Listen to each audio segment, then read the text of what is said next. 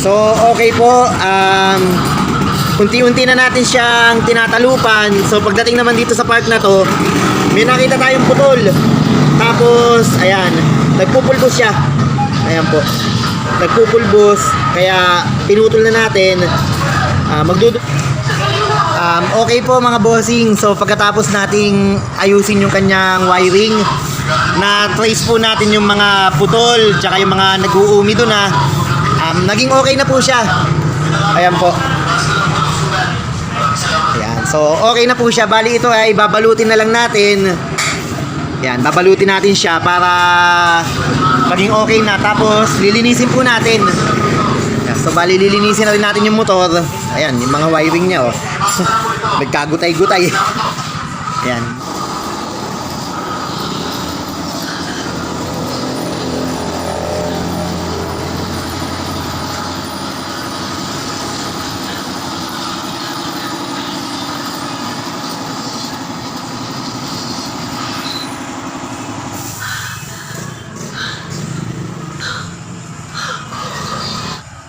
Okay po mga bossing, meron po tayo dito nga ayusin na Miusol i125. Ayon po sa may-ari, ito daw po ay naitambak na nila ng halos 2 taon po.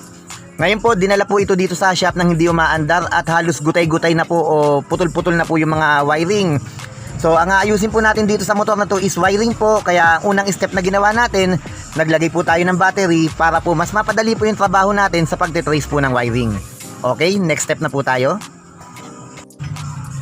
At okay po, naikabit na natin yung battery. Ito po, tinetesting na po natin yung ating test light. Ayan po. Napakahalaga po sa pagwa-wiring na meron po tayong test light para mas mapadali po yung ating trabaho. Dito po sa side po ng ignition switch ay ite-trace po natin kung gumagana po yung kanyang positive output. Okay? Kinabit po natin yung test light sa body ground at ayan po. So, kitang-kita natin na gumagana po yung kanyang positive output. Ngayon po, ito po ay wala nang susian, kaya irerekta na lang po natin para mabuhay po lahat ng accessory wire. At isa-isa po nating ite-trace kung gumagana. At wag po natin kalimutan mga bossing na bago tayo mag-check ng ating wiring ay siguraduhin po muna natin na buo po yung ating mga fuse. Baka meron pong putol na fuse, hindi po gagana ng maayos yung ating wiring. At pwede rin po na buo yung fuse pero loose connection po. Kaya mas maganda na pagka nag-check po tayo ng mga fuse ay gamitan din po natin ng test light. At okay po, dito po sa side po ng ating ignition coil, meron pong 2 color brown na wire na magkasama. Ito po ay main accessory wire, dapat po umilaw yan pag kinabitan natin ng test light. Ibig sabihin good po yung kanyang connection. At pagkatapos po nating i-check ang supply ng kanyang accessory wire, yung positive output po, ngayon po ay titingnan natin kung may lalabas po na kuryente sa kanyang ignition coil. So gagamitan po natin siya ng kickstarter dahil ayaw pong gumana ng kanyang electric starter. I-check po natin kung may lalabas po na kuryente sa ignition coil at wala pong lumabas na kuryente. Dahil wala pong lumabas na kuryente sa kanyang ignition coil ay pumunta naman tayo dito sa kanyang ECU o computer box. I-check po natin kung buo po yung kanyang mga linya papuntang ignition coil. I-check din po natin kung gumagana po yung kanyang accessory wire, kung naglalabas po siya ng positive output. Dito po sa socket ng ating ECU, hahanapin po natin yung kulay brown na wire. Iyon po ay accessory wire. Titingnan po natin kung may positive output. Dapat po umilaw yung test light. Ayan po, umilaw po yung test light. At ito po yung ating DIY na continuity tester po. Ayan, nakikita po ninyo na umiilaw. Ang paggamit po nito ay ilalagay po ito sa magkabilang dulo po ng mga wire. Kapag hindi po umilaw, ibig sabihin may putol po yung wire na yon. So dito natin malalaman kung may putol yung wire. Yan po yung kulay orange na wire ng ating ignition coil. Sa kabilang dulo po, meron ding kulay orange na wire dito sa socket ng ating ECU. Magkakonekta po yan. Diyan po natin ilalagay yung magkabilang dulo po ng ating continuity tester po. Dapat po umilaw. Pag hindi po yan umilaw, ibig sabihin may putol po sa linya. So diyan po natin malalaman kung buo yung linya. At okay po, yan po yung kulay orange na wire ng ating ignition coil. Tetestingin na po natin kung gumagana. Diyan po natin kinabit yung isang linya po ng ating continuity tester po. Ayan po. Ayan po. So dapat nakakabit yan dyan. Sa kabilang side naman po, sa socket ng ECU, meron din po doon kulay orange na wire. So hahanapin natin, itutusok din po natin doon. Kailangan umilaw po yung ating continuity tester po. Kailangan umilaw yung bumbilya niya. At okay po, ayan po, nahanap na po natin yung kulay orange na wire sa may socket po ng ECU. Ayan, kinabit na natin siya doon. Dapat umilaw po yung ating bumbilya. Ayan po, nakikita po ninyo umiilaw po. Ayan, tutusukin natin, umiilaw. Ayan po. So ibig sabihin, buo po ang linya. Ngayon po, wala pa rin kuryente yung kanyang ignition coil. Pupunta naman po tayo sa body ground or negative po. Baka doon po nagkakaroon ng problema kung bakit walang kuryenteng lumalabas sa kanyang ignition coil. At isa po sa nakita natin na problema sa kanyang supply po ng body ground or negative po, ito pong kanyang terminal ay napakadaming kalawang po. Ayan po. So puro kalawang po yung terminal, posibleng naglo-lose contact po yung kanyang body ground or negative. At okay po, ito po, nagpalit na po tayo ng terminal po ng kanyang body ground or negative. Naglagay na din po tayo ng extra wire na ikinonekta po natin sa kanyang body ground para mas malakas po yung supply. At okay po, bukod po sa gumana na yung kanyang ignition coil, naglabas na ito ng kuryente, gumana din po yung kanyang electric starter. Pagkatapos po nating ayusin yung kanyang body ground, gumana na din po yung electric starter.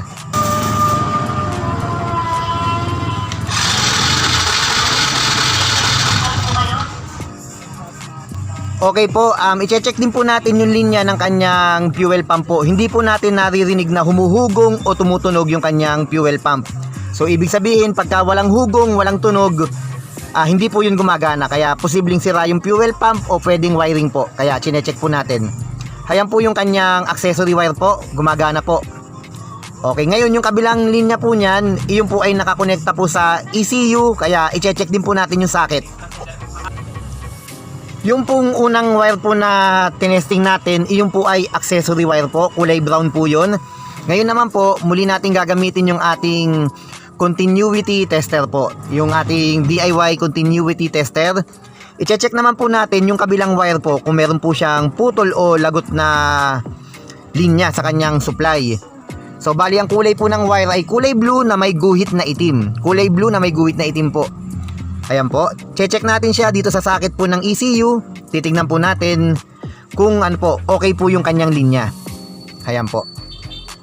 So bali ganun po, kagaya kanina, tutusukin po natin magkabilang dulo. Pag hindi po umilaw, ibig sabihin po, yun po ay putol po yung linya. So kailangan po umilaw po yung ating continuity tester po. Ayan. So bali tutusukin po natin, tapos dapat umilaw. Ayan po, umiilaw po siya. Ibig sabihin po, buo po yung linya. Ngayon po, bakit hindi gumagana yung kanyang fuel pump? Wala siyang tunog. Ibig sabihin, yung fuel pump po ang sira. Kaya magpapalit po tayo ng fuel pump. Yan po yung kabilang linya naman po na yan. Tetestingin na rin po natin. Iyan naman po yung sa gauge po. Sa gauge ng gasolina po. Okay po, hindi na po natin naipakita dito sa video kung paano po natin tinesting yung sa fuel gauge po. Ganun lang din po yun. Gamit po yung ating continuity tester. Hahanapin lang po natin yung color coding. At i-check lang po natin. Ngayon po tayo po ay magte-testing po ng fuel pump. So dahil sira nga po yung fuel pump, ngayon po magkakabit tayo ng bagong fuel pump. Ite-testing po natin. Dapat po tumunog po yung motor nitong fuel pump na to.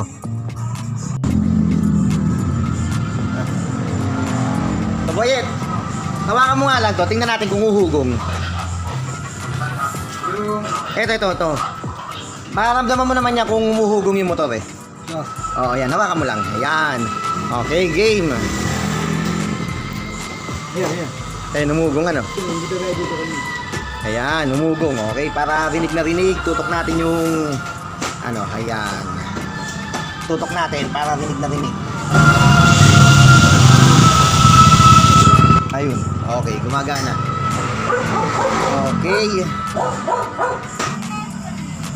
At okay po, dito naman po sa side po ng kanyang fuel injector po, i-check na din po natin yung wiring kung gumagana po. Okay po, yung kabilang side po niyan, yan po ay accessory wire, kaya tinest light natin at buo po yung linya ng kanyang accessory wire. Ayan po. Yung kabilang linya naman po ay kulay brown na merong guhit na itim. Yan naman po ay gagamitan natin ng continuity tester po, papunta po sa socket ng kanyang ECU. At okay po, ito po yung socket ng kanyang ECU. Gamit po ang ating continuity tester. Hinanap po natin yung brown na may guhit na itim. Para siyang light brown na may guhit na itim, medyo ma-orange ng konti pero brown po siya. Ayan, dito naman sa kabilang side, ayan po. Nandito yung kabilang dulo, ilalagay po natin yung ating continuity tester po. Kagaya po kanina, dapat po umilaw po. Okay, dapat makita natin na umiilaw. At okay po, ayan po. Susundutin na natin yung kabilang dulo, dapat po umilaw. So, ayan po, nakikita po ninyo, hindi po siya umiilaw. So, ibig sabihin, wala pong supply. Ayan, dinidikit natin doon sa kabila, umiilaw, pero dyan, wala. So, ibig sabihin po, putol po yung kanyang supply ng kuryente. Ayan, may putol po yung linya. At dahil na-check na po natin lahat ng wiring po na dapat nating i-check, tayo po ay magpapalit na ng fuel pump. Tapos, tetestingin na po natin. Sa pagpapalit po ng fuel pump, napakadali lang po nito. Halos tanggal luma, palit bago lang. Tatandaan lang po natin yung posisyon. Siyempre, maingat nating kalasin. Maingat din po nating ikabit yung bago. Pero hindi naman po siya ganun kakomplikado. So, ganyan lang po. Kakalasin at ikakabit lang po yung bago.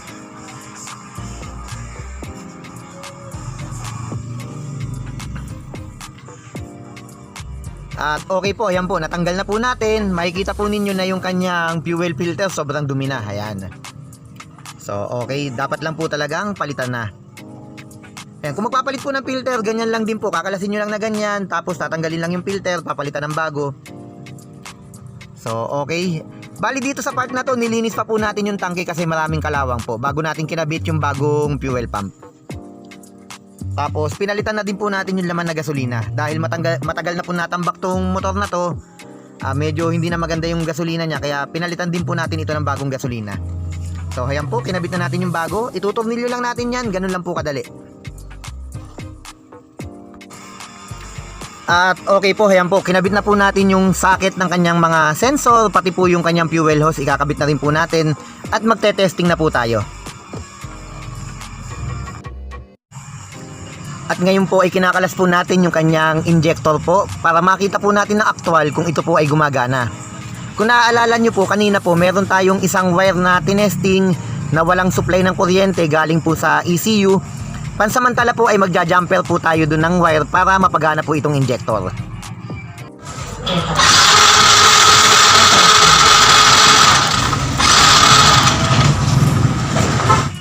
Kung napansin po ninyo, wala pong lumabas na gasolina dito sa ating injector.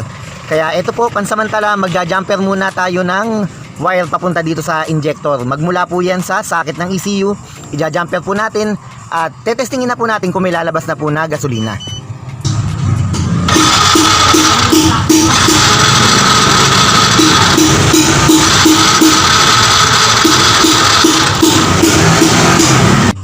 At okay po, pagkatapos po natin mag-jumper ng wire, kagaya po na nakita nyo, meron pong lumabas na gasolina sa kanyang injector. Ngayon po yan, kinalas po natin ulit, wala pong lumabas na gasolina. Pero pagkatapos po natin ulit na ibalik po yung ginamper nating wire, may lalabas po ulit na gasolina.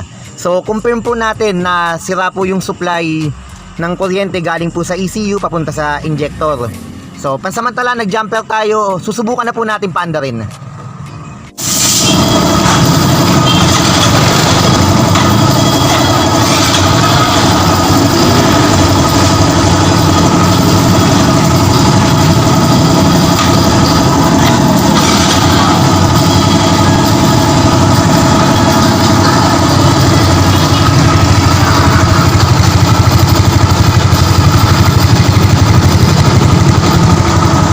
Kagaya po ng nakita nyo, nabuhay na po natin yung makina pero hindi po natin siya mabirit.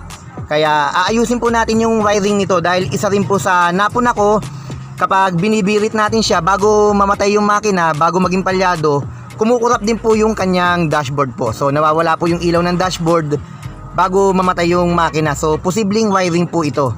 At isa rin po sa napansin ko, marami na pong talop-talop na wire at marami na rin pong putol dugtong, marami ng balot-balot dito sa kanyang wiring. Ibig sabihin, na-repair na po yung wiring niya dati, posibleng nag-loose po ulit, kaya i-repair po natin ulit. I-double check natin.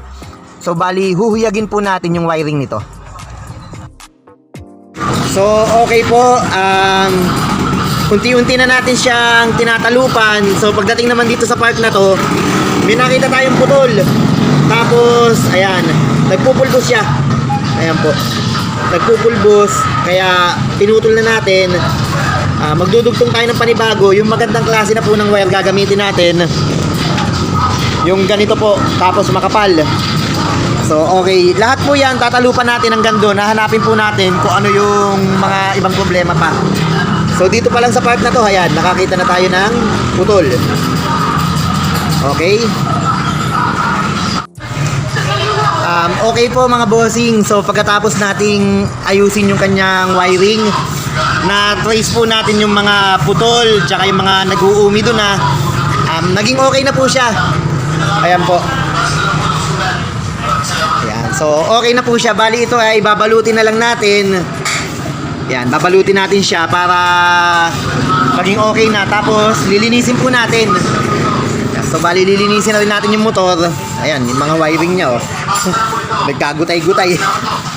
Ayan, lilinisin natin yung wiring niya.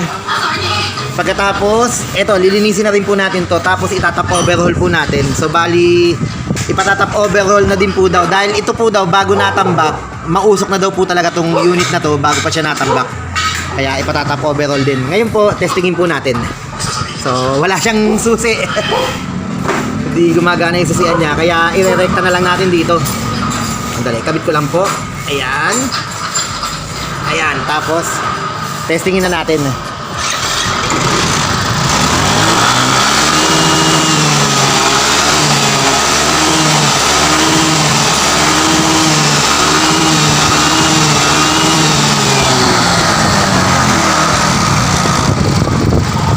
Okay po, umaandar na siya ng maayos. Ayan.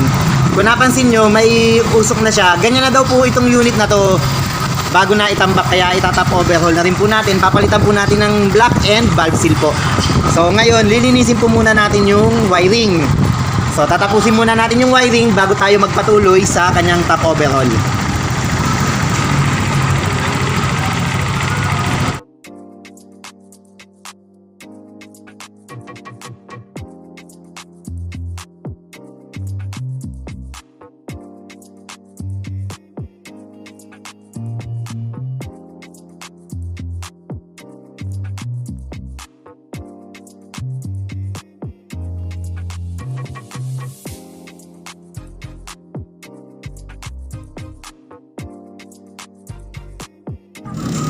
At bukod po sa top overhaul at pag-repair po natin ng kanyang wiring, yung kanya pong injector ay isinalang na rin po natin sa FI cleaning machine po natin para talagang sulit na sulit po yung patrabaho ni Bossing.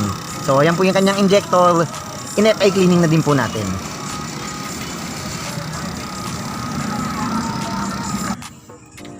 At okay po, so eto na po, na-top overhaul na po natin siya at kahit pa paano nilinis din po natin yung kanyang chassis. Yung kanyang wiring po, ayan po, naayos na din po natin. Ngayon po, hindi ko na po naipakita sa video kung paano po natin siya na-top overhaul. Meron din po akong video na nag-top overhaul po ako, so ilalagay ko na lang po yung link. Okay po mga bossing, naayos na po natin yung kanyang wiring, naiporma na po natin. Ito po. So bali nagpalit na rin po tayo ng bagong regulator. Tinesting na natin siya ng bagong regulator dahil hindi po siya nagcha-charge, pero okay na po. Bali itong unit na to, kung maalala nyo, hindi siya umaandar ng dinala dito at gutay-gutay po yung kanyang wiring. So bali okay na po. Na-repair na po natin yung kanyang wiring. So okay, testingin na po natin.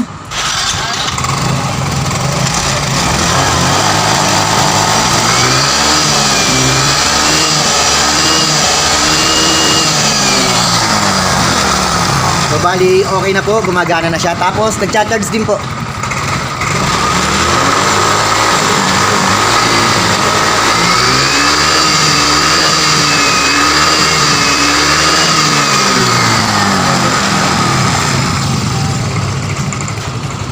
Hop.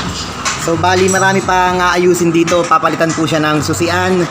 Wala rin po itong preno sa harap at sa likod. Ayan po. So bali matagal kasi siyang nakatambak. So sa ngayon po okay na, umaandar na siya. Ayusin na lang po yung preno sa harap at sa likod. Palit ng susian, pati ball race papalitan po.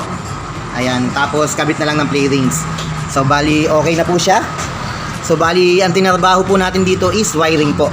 Ayan, tapos medyo nilinis natin ng konti. Ayan, Tapos ito na po yung ating kasunod na aayusin. Ayan, wiring din po ito. So bali puro wiring ang trabaho natin ngayon. Okay, ito nagkagutay-gutay na rin po ang wiring niya. Ayan. Putol-putol. Ayan. Okay po. Ayan. So bali ito ang susunod nating project. Ayan. Bali ito, ayusin ng preno, harap at likod, ball race, palit ng susian, kakabit ang play rings, bukod doon, palit din ng battery. Bali itong battery na to, sa ating battery yan, pan-testing natin yan. Okay, kaya papalitan din siya ng battery. So okay, maraming salamat po. Stay safe po and God bless po sa ating lahat. Salamat po.